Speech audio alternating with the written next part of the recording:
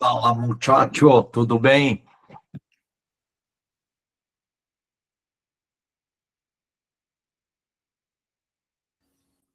Bom dia.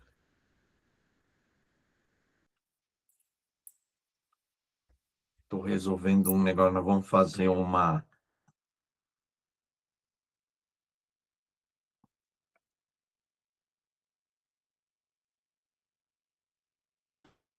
doação Hum, hoje de arroz, feijão, então.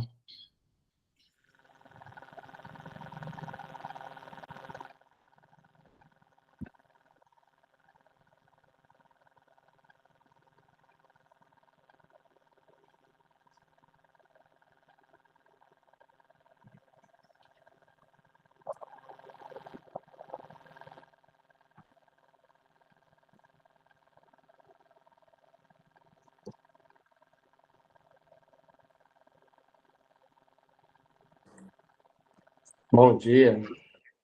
E aí, muchachos? bom dia.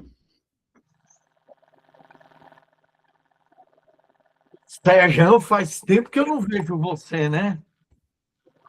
Tive alguns compromissos, mas hoje estou aqui firme. A careca tá até brilhando, hein? É, Ou é uma auréola aí? não, está brilhando mesmo. Só falta uma auréola e um par de asas aí, você vira um anjo, né? Olha o Davis, esse cabelão, Davis. Que é? Parece de roqueiro, esses caras assim, meio doidão.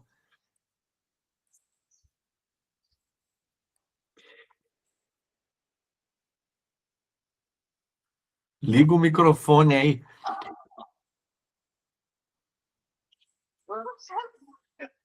Em Davis. Teu nome tá assim, Davi, porque você vale mais do que um Davi, né? Você deve valer por dois ou três, né?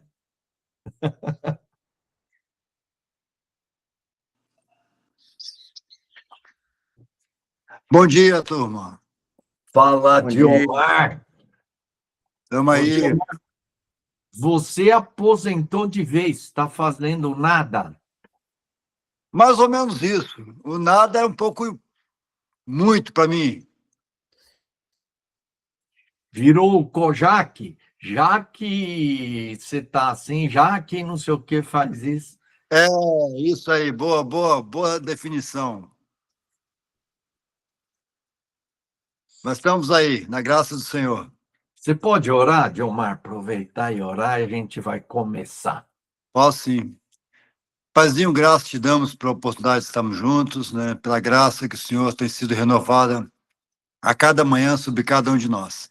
Nos dê um tempo precioso de edificação, de compartilhar as coisas que o Senhor tem formado em cada um. Muito obrigado por isso, em nome de Jesus. Amém. Amém. Hermanos, eu vou meio que repetir uma parte do estudo, porque é a parte mais importante. E eu acrescentei algumas coisas, então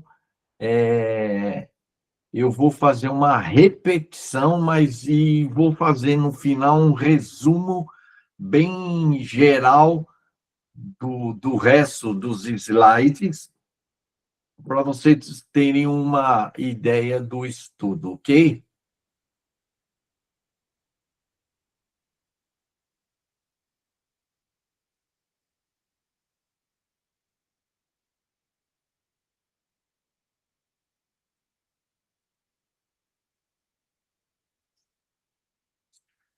Estão enxergando aí? Tá certinho aí?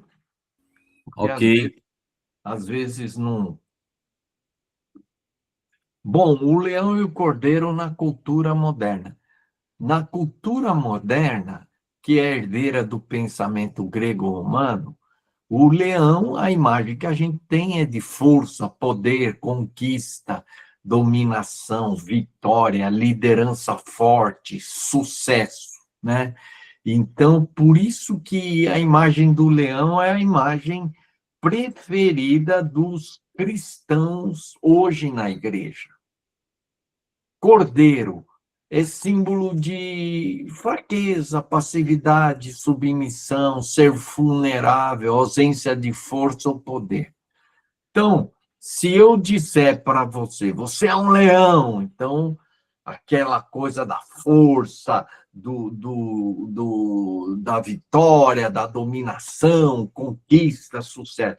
Se eu falar para você, você é um cordeiro, aí aquela ideia de coitado, de fraco, de sem força, mais ou menos é isso que fica na nossa cabeça, porque nós, apesar de sermos cristãos, ainda temos uma imagem, né, do leão como força, poder, conquista, e do cordeiro como fraqueza, passividade, né?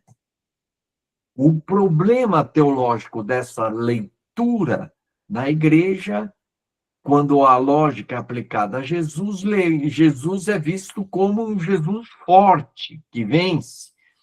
O cordeiro já é visto como um Jesus fraco, sem força, que sofreu.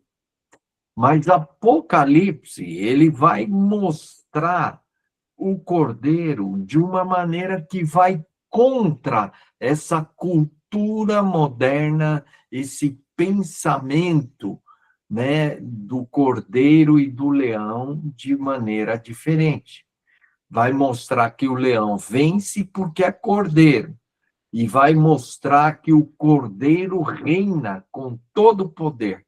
Então, a correção bíblica necessária é que o erro bíblico moderno é exaltar o leão e interpretar o cordeiro como fraqueza. Então, vamos ver como que o leão é visto como cordeiro Apocalipse, o que eu mostrei. Apocalipse 5, versículos 5 e 6, João ouve: eis o leão da tribo de Judá, raiz de Davi, venceu. Então, uma visão de um leão, né, que venceu, né? Mas quando João olha, diz assim: então vi no meio do trono e dos 4 seres viventes, e entre os anciãos, de pé, um cordeiro como tendo sido morto. Então, a revelação aqui é chocante.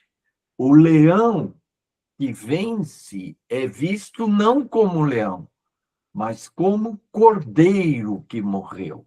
Isso é escândalo para o judeu e loucura para os gentios.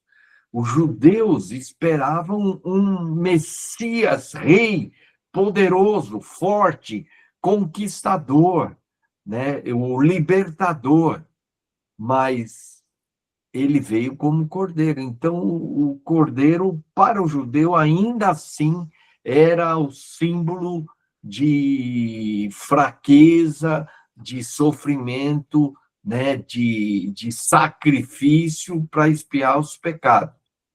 E os gentios, um Deus cordeiro, seria uma imagem muito fraca, né, loucura.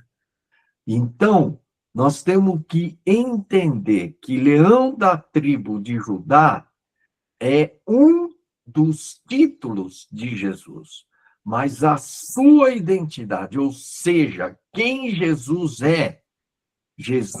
é o Cordeiro. É assim que é feita a revelação de Jesus em Apocalipse. Então, olha só, o Cordeiro tem plena autoridade e poder. Quer dizer, a ideia de que não existe ninguém mais cheio de autoridade e poder do que Jesus. Jesus foi revestido de plena autoridade e poder. Como o Cordeiro é descrito em Apocalipse. Isso é muito importante e fundamental. No versículo 6 do capítulo 5 de Apocalipse, diz assim: vi um cordeiro como tendo sido morto. Ele tinha 7 chifres, bem como 7 olhos, que são os 7 Espíritos de Deus enviados por toda a terra. Então, 7 chifres simboliza poder e autoridade supremo, quer dizer, Jesus sendo onipotente. 7 significa perfeição, pleno. Então, quando fala 7 chifres, o chifre, ele simboliza poder e autoridade. Então, 7 chifres representam a poder total, autoridade plena e domínio invencível e total do Cordeiro. Quer dizer, não existe nada mais poderoso, com mais autoridade que Jesus. Ele é onipotente. 7 olhos, visão perfeita, visão plena, onisciente, simbolizam o conhecimento pleno, completo do Cordeiro sobre tudo. Tudo que acontece em qualquer lugar, passado, presente e futuro, nada escapa à sua percepção. Ele tem uma onisciência plena, total. Então, o Cordeiro é onipotente, onisciente e também fala dos 7 espíritos, né? Entendendo aqui como ação perfeita, plena, né? A onipresença do Cordeiro através do Espírito Santo. Os 7 olhos do Cordeiro são os 7 espíritos por toda a terra. Então, aqui, os 7 espíritos é o Espírito Santo pleno. E aqui há uma fusão entre Cordeiro e o Espírito Santo, porque os 7 olhos são os 7 espíritos. Então, há uma fusão entre o Cordeiro e o Espírito Santo, com uma visão plena, com plena ação em todo lugar. Ele está onipresente, mas a onipresença dele não é só que ele está lá olhando, mas a presença dele gera a autoridade e o poder pleno do Cordeiro aonde o Espírito está. Então, executando a plena autoridade e poder do Cordeiro. Então, isso é importante.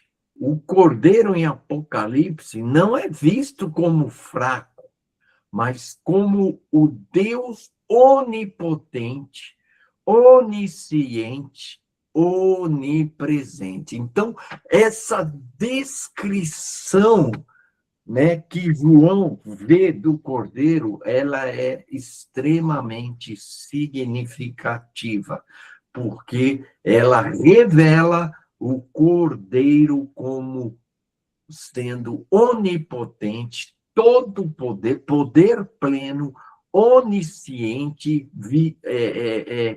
conhecimento pleno, total e onipresente, presente em todo lugar, atuando em todo lugar, com autoridade e poder do Cordeiro. Ok? Então, a revelação de Jesus. Jesus é o Cordeiro eternamente. Então, é muito importante entender essa parte agora, porque Apocalipse é um livro muito figurativo, um livro muito cheio de símbolos. E a ideia é que Jesus, como Cordeiro, é uma figura, é um símbolo apenas, e muitas vezes alguns pensam como algo temporário. E para muitos, Jesus, como Cordeiro, foi até a cruz. Depois da cruz, Jesus ele é revelado em glória e majestade, e para muitos parece que a imagem do Cordeiro desaparece. Mas Apocalipse vai mostrar que Jesus é Cordeiro e Cordeiro eternamente. Primeira coisa, a Nova Jerusalém é um templo vivo.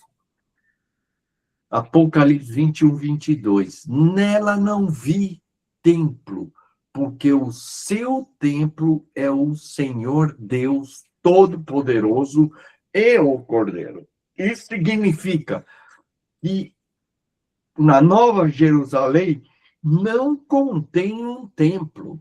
Ela própria é o templo vivo, e esse templo vivo é o Deus Todo-Poderoso e o Cordeiro eternamente.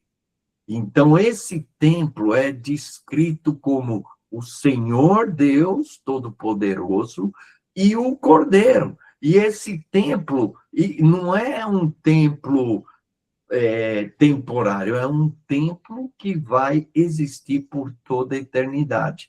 Então, o templo é o lugar da presença de Deus e o Cordeiro. O templo é o lugar da adoração a Deus e ao Cordeiro. O templo é o lugar de encontro com Deus e com o Cordeiro, ou seja, a Nova Jerusalém é um templo vivo, e esse templo vivo são Deus e o Cordeiro eternamente. Então, isso confirma, traz a ideia de que Cordeiro não é simplesmente um símbolo ou uma figura de Jesus temporária, mas Jesus é o Cordeiro eternamente. A Nova Jerusalém é iluminada por Deus e pelo Cordeiro. Diz em Apocalipse 21, 23, que é o penúltimo capítulo de Apocalipse. A glória de Deus a ilumina e a sua lâmpada é o Cordeiro. Então, aqui temos duas afirmações. A luz é a glória de Deus. Então, essa glória é de Deus, porque Deus é a fonte dessa glória. E o Cordeiro é a lâmpada. A lâmpada, que é o Cordeiro, manifesta essa luz. Então, Deus é a glória, a fonte dessa luz, e o Cordeiro é a expressão visível dessa glória que ilumina a Nova Jerusalém. Então, aonde você estiver na Nova Jerusalém, ela é toda iluminada pela glória de Deus, e a lâmpada que está manifestando essa glória que ilumina a Nova Jerusalém é o Cordeiro. Então, a cidade não precisa de sol, nem de lua, nem de outra fonte de luz. Por toda a eternidade, a Nova Jerusalém é iluminada por quem? Por Deus, através do Cordeiro. Isso confirma que Jesus é o Cordeiro eternamente, porque o Cordeiro é a lâmpada que manifesta a luz da glória de Deus.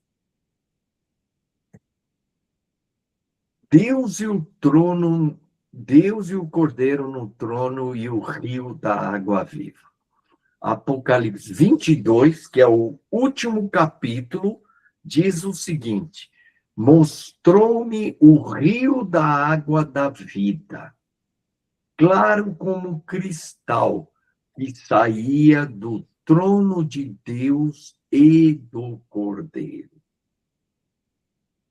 O trono é compartilhado por Deus e pelo Cordeiro. Muito interessante isso. Em Apocalipse, a palavra trono está no singular. E você vai ver que toda vez que aparece a sala do trono, se fala do trono, indicando o trono no singular, sempre, indicando que havia apenas um trono, onde estavam assentados juntos Deus e Cordeiro. Se houvesse dois tronos, seria dito que saía dos tronos de Deus e do Cordeiro.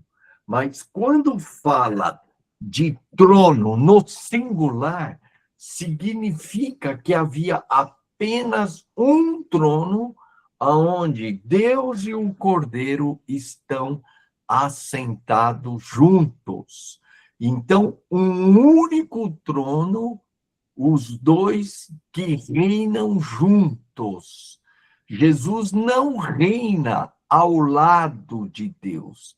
Jesus reina com Deus. Essa é a ideia. Porque dois tronos dá a ideia de Deus e Jesus reinando ao lado de Deus. Mas os dois assentados no mesmo trono significa que os dois reinam juntos. Então, Jesus reina com Deus no mesmo trono, ao mesmo tempo e eternamente como cordeiro e não como leão. Isso é muito interessante.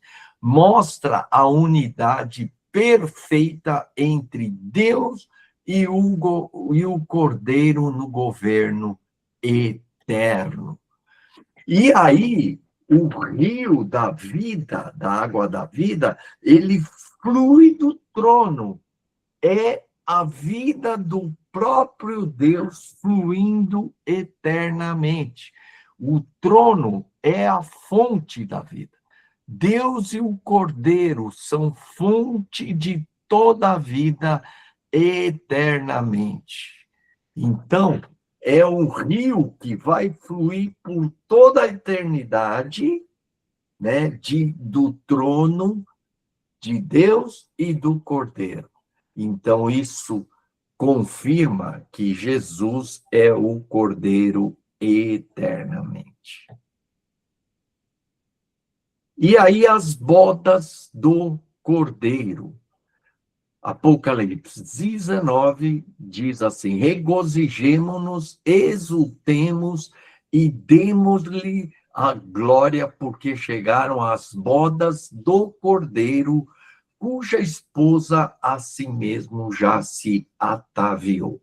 Muito interessante, porque a gente fala, né, do noivo, Jesus, e da noiva, que é a igreja. E a gente fala das bodas, né, de Jesus se casando com a igreja. Então, o noivo é Jesus. Mas só que em Apocalipse não fala que o noivo é Jesus. Fala que o noivo é o Cordeiro. Por quê? Porque as bodas são as bodas de quem? Do Cordeiro.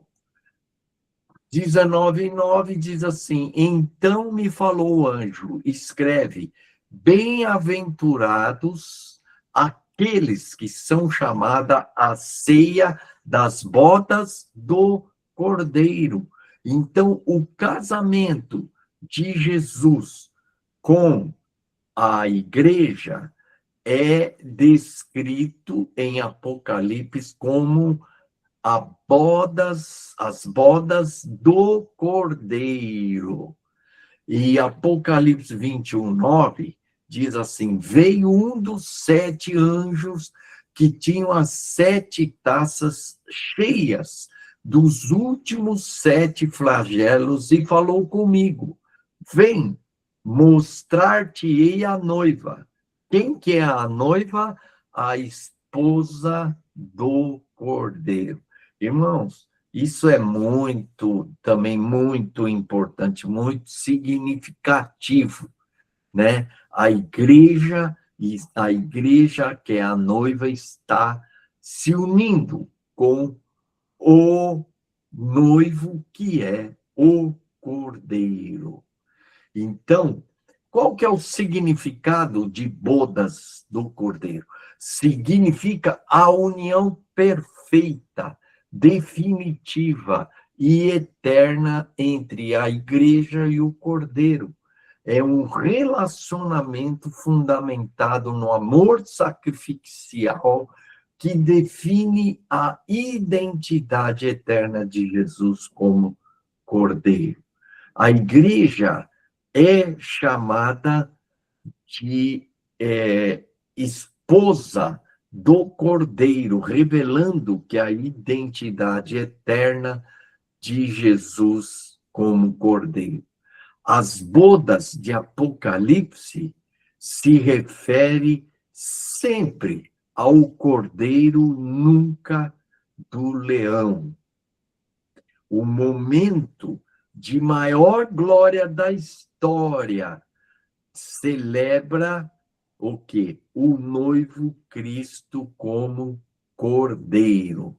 Então, a revelação fundamental em Apocalipse é Jesus como Cordeiro eternamente. Então, o Cordeiro não é apenas um símbolo ou uma figura de Cordeiro. Deus escolheu o Cordeiro como a identidade de Jesus.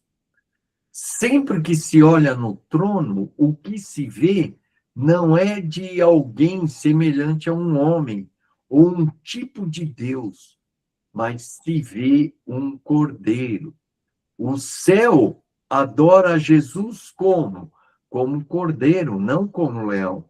O Cordeiro tem a ver com o caráter, tem a ver com a essência de Jesus e a forma como ele reina eternamente. O Cordeiro possui 7 chifres, 7 olhos, que são os 7 espíritos, falando que ele é onipotente, onipresente, onisciente. Exerce ira santa, é justiça e amor em ação. Governa soberanamente no trono. Ele é a lâmpada, o templo e a fonte de toda a vida eternamente. Então, entre todas as formas possíveis de revelação, Deus poderia revelar, né, e descrever lá em Apocalipse Jesus como um homem, como um leão, como uma figura, né, assim, de força, de majestade, alguma coisa. Deus poderia escolher várias formas para revelar Jesus, mas Deus escolheu o Cordeiro como a revelação da identidade eterna de Jesus. Isso é extremamente significativo, gente. Jesus é o Cordeiro eternamente. Deus escolheu o Cordeiro como a revelação da identidade de Cristo, ok? Então, ser semelhante, ter o caráter, imitar a Cristo. Então, 3 perguntas. O que é ser semelhante a Jesus? O que é ter o caráter de Jesus? O que é imitar a Cristo? Então, a gente fala muito em discipulado, né, de ter a maturidade, né, ser semelhante a Jesus, o caráter de Cristo, de imitar a Cristo. E quando a gente fala isso, o pessoal mostra uma lista assim de 10 itens, né? Amor, humildade, paciência, obediência, santidade. Então, faz uma lista tão grande que a gente se perde no meio dessa lista tão grande. Eu vou mostrar rapidamente aqui, essa lista aqui, né? Olha a lista, né? Do que é ser semelhante ou ter o caráter de Cristo, né? E aí, imitar a Cristo também vem uma outra lista, né?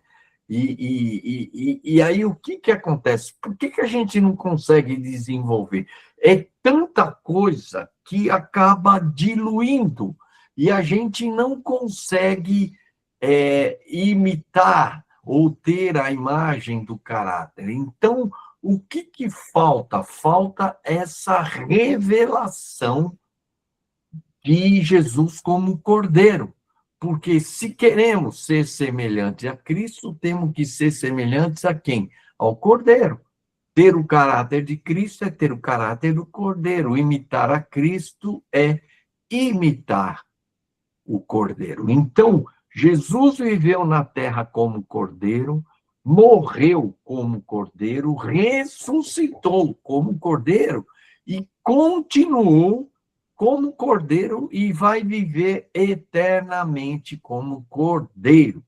Então, ser semelhante a Cristo, ter o caráter de Cristo, imitar a Cristo, é desenvolver essa essência do Cordeiro em nós, ok? A essência do Cordeiro, então, é a humildade. E por que eu posso dizer que a essência do Cordeiro é a humildade? Baseando em Filipenses, capítulo 2, 5, 8, que diz assim: tende em vós o mesmo sentimento, atitude que houve também em Cristo Jesus. A ideia aqui dessa frase, ter a mesma atitude, o mesmo sentimento, o mesmo tipo de vida que houve em Cristo Jesus. Quer dizer, a gente pode dizer, é o caráter, a imagem, ser semelhante a Jesus, é o quê? Se esvaziar, assumir a forma de escravo e se humilhar, né? Tornando-se obediente até a morte. Então, aqui assim mesmo se esvaziou. Então, é uma coisa intencional. Assim mesmo se esvaziou. Jesus não foi ninguém que esvaziou. Ele se esvaziou. Ele assumiu a forma de escravo. Ele, a si mesmo, se humilhou. Ele mesmo se humilhou e obedeceu até a morte. Então, essa é uma descrição de Jesus, do Cordeiro, e essa descrição se resume em uma palavra: humildade. Então, podemos dizer o seguinte: ser como Cristo é ser Cordeiro. A essência do Cordeiro é o quê? A humildade. Isso significa que ser semelhante a Cristo é ser Cordeiro, cuja essência é humildade. Imitar a Cristo é imitar o Cordeiro, cuja essência é a humildade. Ter o caráter de Cristo é ter o caráter do Cordeiro, cuja essência é a humildade. Então, eu não vou ler todos os outros slides, mas eu vou explicar para vocês o seguinte. Há dois paradigmas que nós temos que quebrar aqui. Um é a imagem de fraqueza do Cordeiro. E a gente acaba desprezando a imagem de Cordeiro de Jesus. Então, tem que quebrar essa imagem. Jesus é o Cordeiro, e Cordeiro não é símbolo de fraqueza, e o Cordeiro não é símbolo temporário, mas é um símbolo, uma revelação eterna de Jesus como Cordeiro. Então, Isso aqui é o primeiro paradigma a ser quebrado. O segundo é que é o conceito de humildade. Então, humildade, para a maioria das pessoas, é símbolo também de fraqueza, né? Uma pessoa humilde, tá? Parece uma pessoa fraca. Então, aqui no estudo, eu vou mostrar que a humildade, ela é a maior, não é uma das, é a maior virtude que existe no universo, porque Jesus, ele reina com essa essência que é a humildade.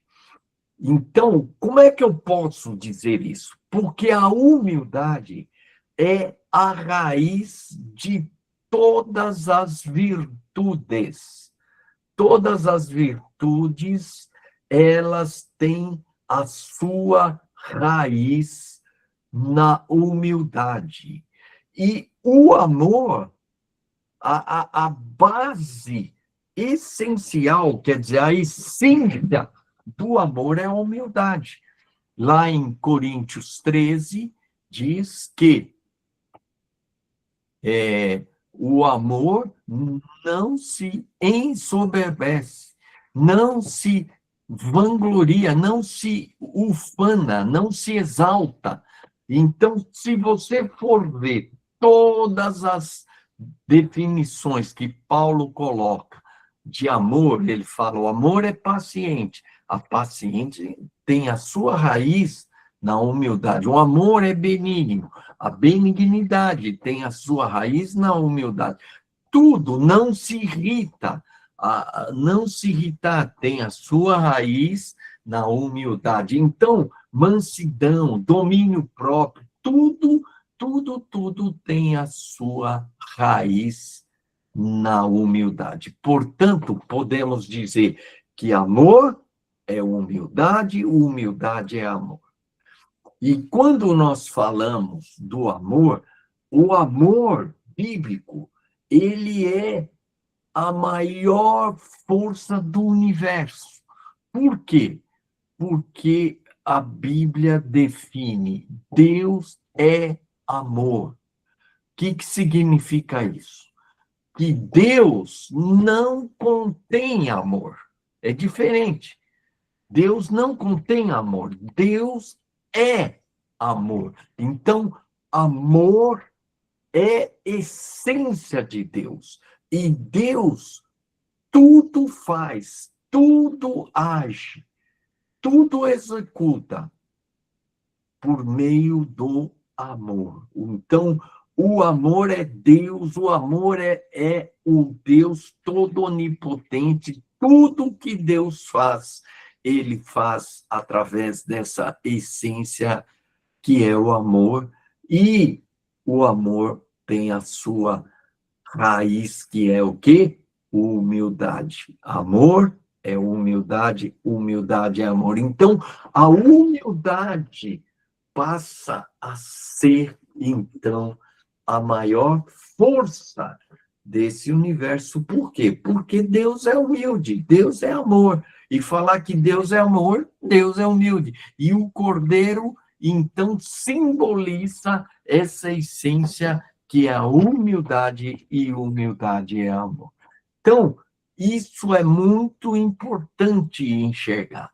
Humildade não é fraqueza, humildade é poder, né? É a raiz de todas as virtudes, é a essência do amor, é amor. Então, nós temos que quebrar esse conceito de humildade como sendo fraqueza. E outro ponto importante, quero falar só sobre outros 2 pontos, que o processo de desenvolver humildade é o processo da cruz. Então, quando Jesus diz lá em Mateus, de 23 a 25, ele fala, vocês querem me seguir? Então, quem quiser me seguir, negue-se a si mesmo. Tome a sua cruz e siga-me. Quer dizer, lembra que eu falei dia a dia, tome a sua cruz. A cruz é um processo. Então, um dos maiores problemas que nós temos na igreja e nas nossas vidas, por que a gente não muda? Por que a gente ouve mensagem e tal? Por exemplo, eu estou dando esse conhecimento para vocês. Esse conhecimento não vai mudar vocês. Ajuda, pode mudar alguma coisa, não vou ser radical, mas não vai, só o conhecimento não vai mudar a pessoa. Então, você pode dar esse estudo para a igreja, você pode dar esse estudo para as pessoas, mas o conhecimento desse estudo apenas não muda as pessoas. Então, como é que a gente vai mudar as pessoas? Qual que é o problema? As pessoas vão para a igreja e ouvem mensagens e falam, não, amanhã eu vou mudar. Chega no dia seguinte e não muda. O que as pessoas ouvem, são tocadas, vão nos retiros e depois não mudam, né? Praticamente continuam do mesmo jeito. Por quê? Porque nós não desenvolvemos processos. Então, o ponto-chave para mudanças que a gente quer gerar na vida das pessoas se chama processos. Então, você ouve uma mensagem, você é tocado, mas se não houver um processo, ela no dia seguinte continua a mesma coisa. Então, você prega uma mensagem dessa e ela pode até, nossa, que coisa, mas no dia seguinte ela vai continuar a mesma. Vocês ouviram essa mensagem. Amanhã vocês vão mudar? Eu acredito que amanhã vocês vão acordar e vão continuar basicamente os mesmos. Então, como é que a gente vai mudar? A gente só vai mudar se tivermos um processo. Então, a cruz é um processo. Existe o evento onde você se identifica com a morte e a ressurreição de Cristo. É um evento. E esse evento é fundamental. Mas existe um processo, que é o processo da cruz. Dia a dia, tome a sua cruz.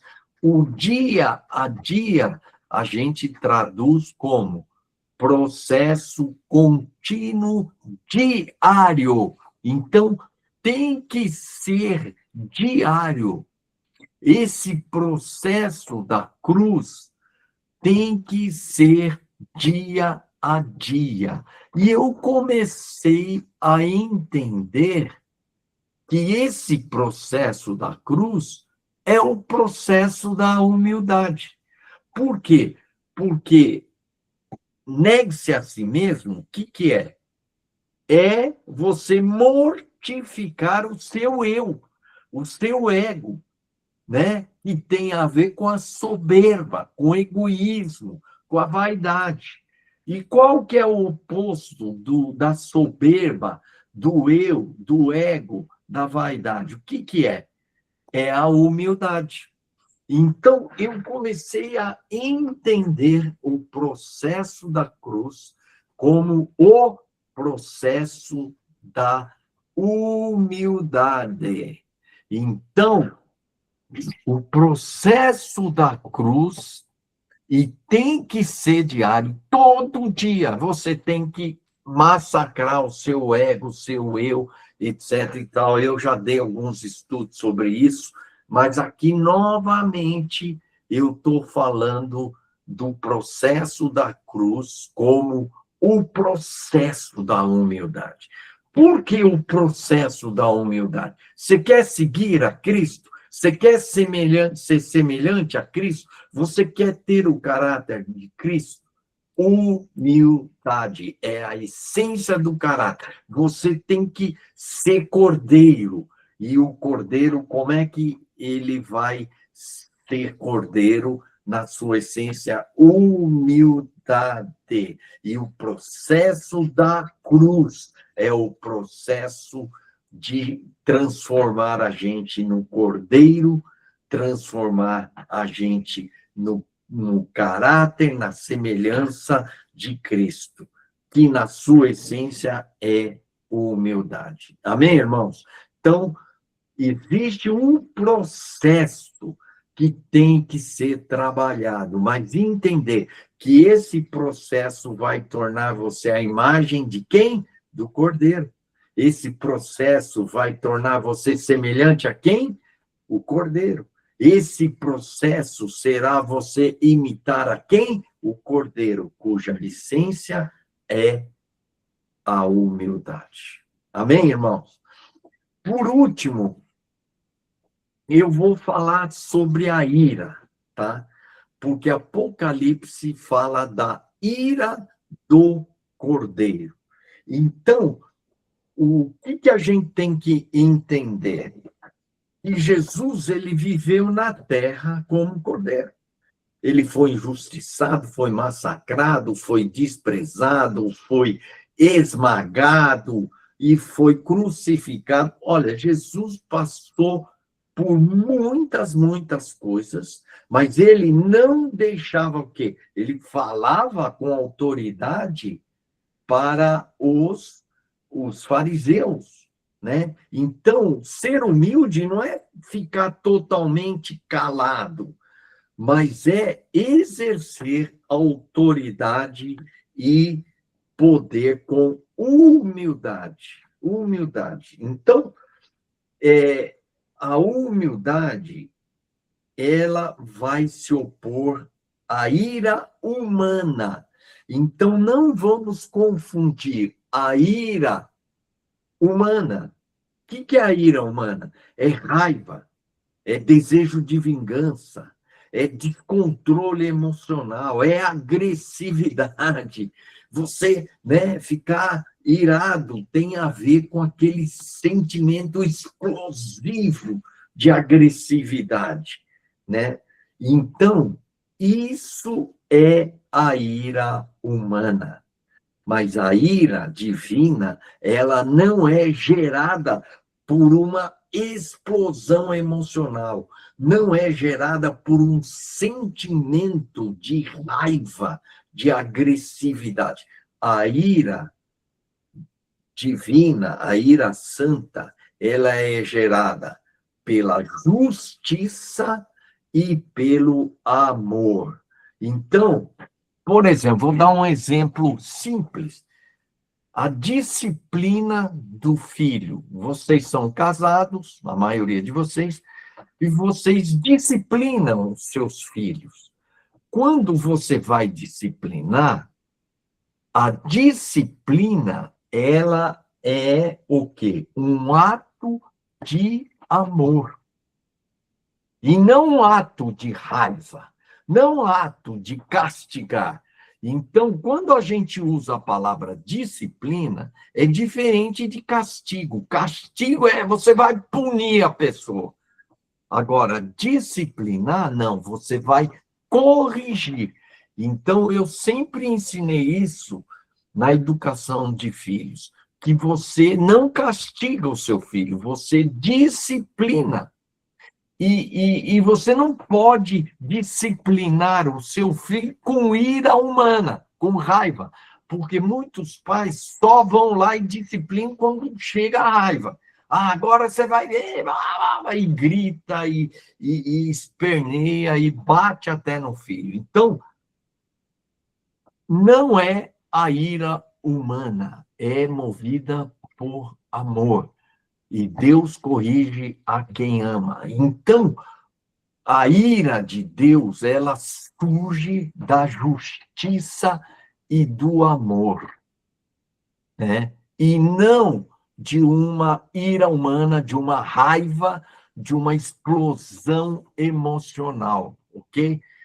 E aí as pessoas falam assim, mas e Jesus no templo? Ele explodiu, né? Ele não explodiu. Então, quando você vai lá em João, você vai ler a expulsão dos mercadores lá do templo.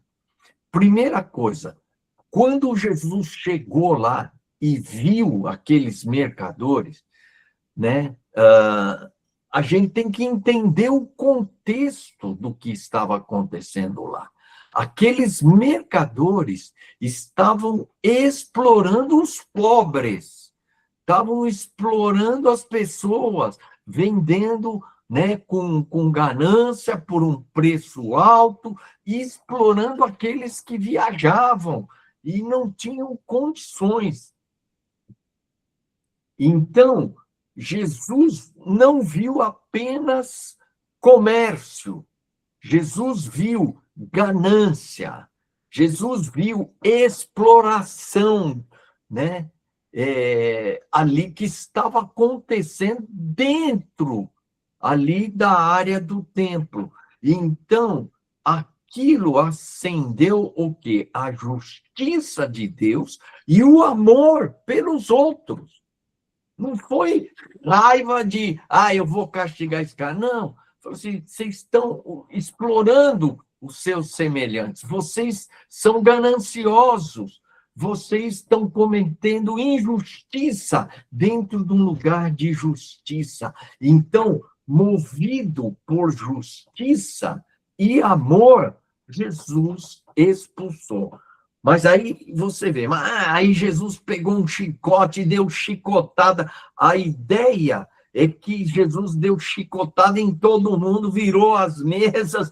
Não é essa ideia que a gente tem, mas lá em João descreve que Jesus fez um azorrague, que era uma coisa feita de cordas, e aquilo era feito para chicotear ou expulsar ou conduzir os animais, né? Então, você imagine, Jesus foi lá, viu o que estava acontecendo, ele sentou e começou a fazer um azorrague. Agora, você imagina que ele não foi lá movido por raiva, que ele viu aquilo, pegou um chicote agora. É essa impressão que muitas pessoas têm. Mas ele sentou, teve um tempo para fazer o azorrague. O que isso significa? Que ele estava calmo, ele não estava explosivo, não estava aquilo que surgiu dentro dele, não foi algo gerado de uma ira humana, mas foi uma ira santa gerado por justiça e amor, e esse amor é humildade. Amém, irmãos? Então, é muito importante fazer essa distinção que a ira humana é uma ira que é gerada pela justiça humana, a raiva, a explosão emocional.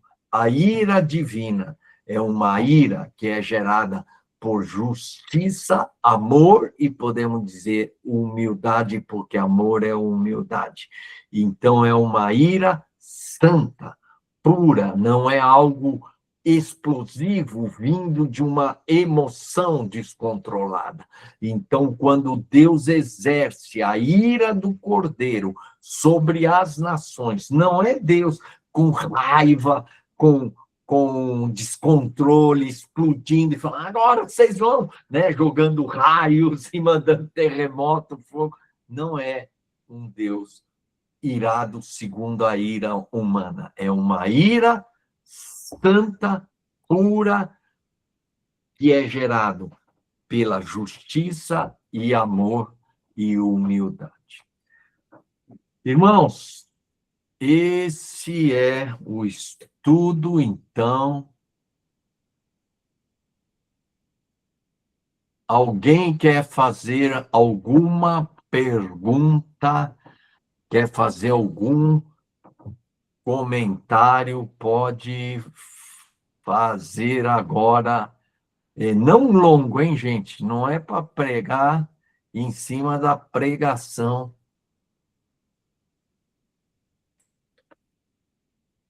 Alguém quer fazer algum comentário? Pode fazer rapidamente. Nilson, Glória a Deus. Amém. comentário. Você está aí na Suécia. Prazerzaço ter você aqui com a gente. Amém. Alegria. Quer comentar alguma coisa? É precioso, né? A gente ser relembrado pelo Espírito Santo através de ti, nosso querido irmão Massal, e entendermos que realmente, quando você falou Deus é humilde, eu acredito nisso de todo o meu coração, porque para incluir a mim na sua obra, ele tem que ser muito humilde, porque quem sou eu para poder... Eu não posso curar ninguém, não posso transformar ninguém, não posso fazer nada, mas Deus tem esse amor, né? Ele se dobrou e veio até nós, né? Eu também, isso me abençoa muito, porque é um Deus que se manifesta em amor, mas com muita humildade. Assim, me identificou também com essa palavra que você colocou, e sempre lembro que Jesus fala, né? Aprendei de mim que sou manso e humilde de coração para encontrar descanso para nossas almas, né? A gente está agitado, soberbo, nervoso, aí Jesus fica manso, aprende de mim a ser humilde. Eu recebo essa palavra e quero que o Espírito Santo desenvolva, faça crescer na minha vida, né? Esse caráter de Cristo, que eu possa levar meus irmãos também a serem humildes, como Jesus, como o Cordeiro de Deus, né? Amém. E essa palavra, humilde, manso, de coração, essa palavra de coração pode ser traduzida com a ideia de a minha essência, aquilo que está no fundo do meu coração, é mansidão e humildade. E a mansidão é o fruto visível da humildade, ela anda junto. Então, um sinal claro de que Jesus é humilde é a mansidão. E ele foi manso mesmo, né? Legal, Nilson. Gilmar, quer falar alguma coisa, Gilmar? Ô, Marçal, glória a Deus, eu participei das 3 palavras, estava um pouco sumido, né? Glória a Deus. Mas fui muito edificado, e aquilo que te falei, né? Esse detalhe, né? Que não é um detalhe, mas dessa identidade que passa despercebido pelo cristão moderno aí, foi muito bem trazido por você. Glória a Deus. Amém. Amém. Davis, quer falar alguma coisa? Me esclareceu a questão como você falou, do chicote, né? E eu vendo a virtude de Cristo também, né? Como é tremendo que ele consegue ter todos os dons, assim, o fruto do Espírito mesmo em situações adversas, né? E é uma coisa para a gente refletir e viver, né? Amém. Gerê, Glória a Deus. Não, Massal, eu quero uma hora que você pudesse entrar, porque eu sempre entendi, né? Sempre achei que na vinda de Jesus, ele era o Cordeiro, realmente. Ele é o Cordeiro, né? Mas na vinda dele, ele viria como leão, né? Então, uma hora eu queria que você desse uma desmiuçada nisso aí. Quando ele voltasse, na segunda vinda dele, vai vir como leão. Aí eu queria que você explicasse isso aí. então, ele não virá como leão, não, né?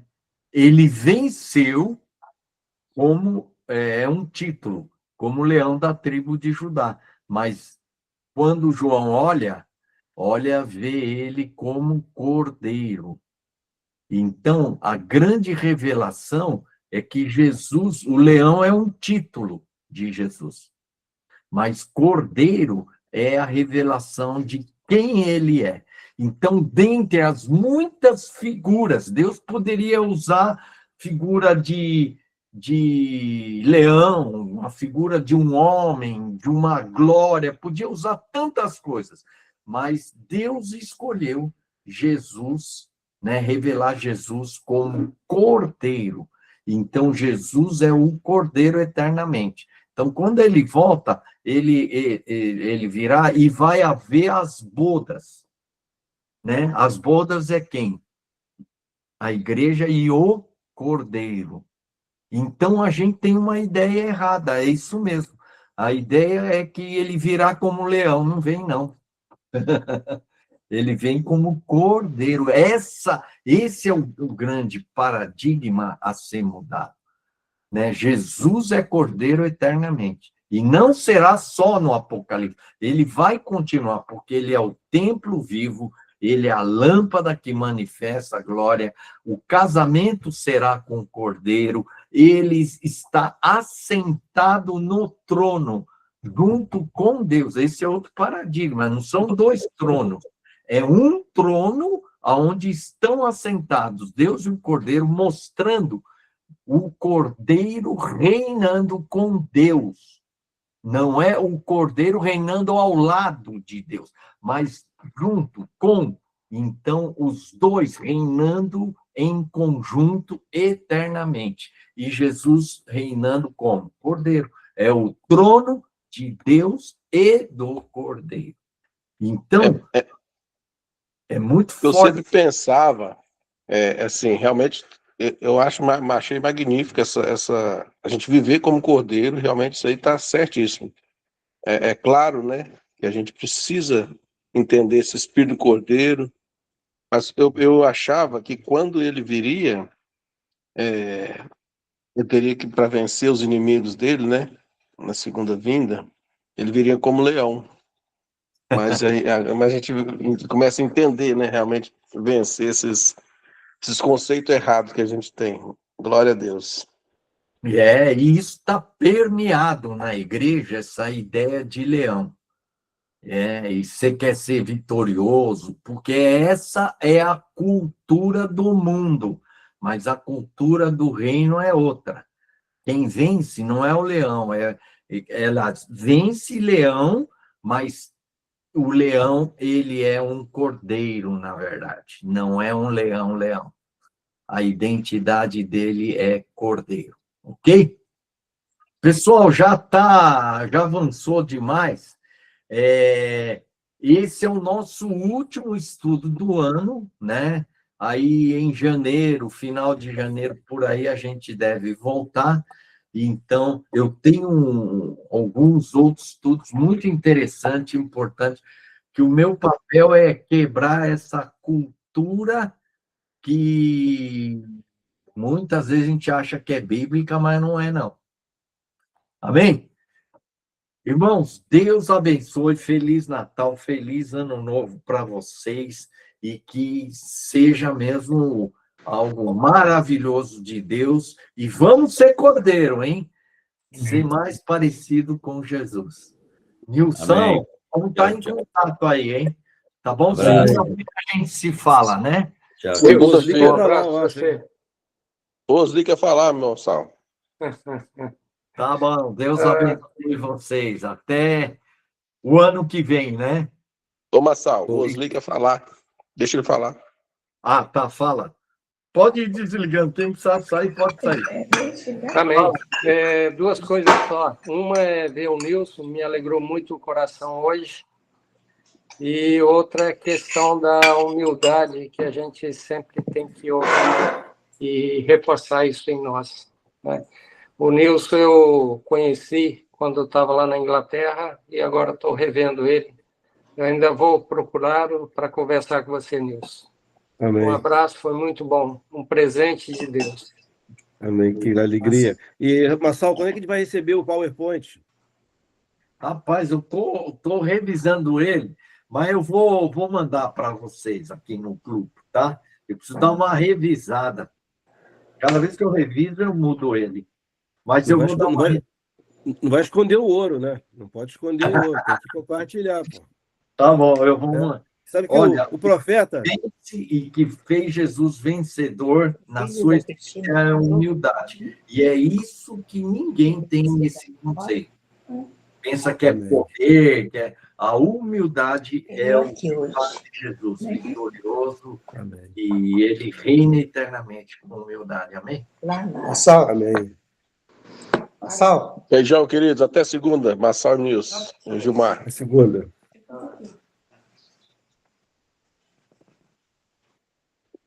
lá na Pará.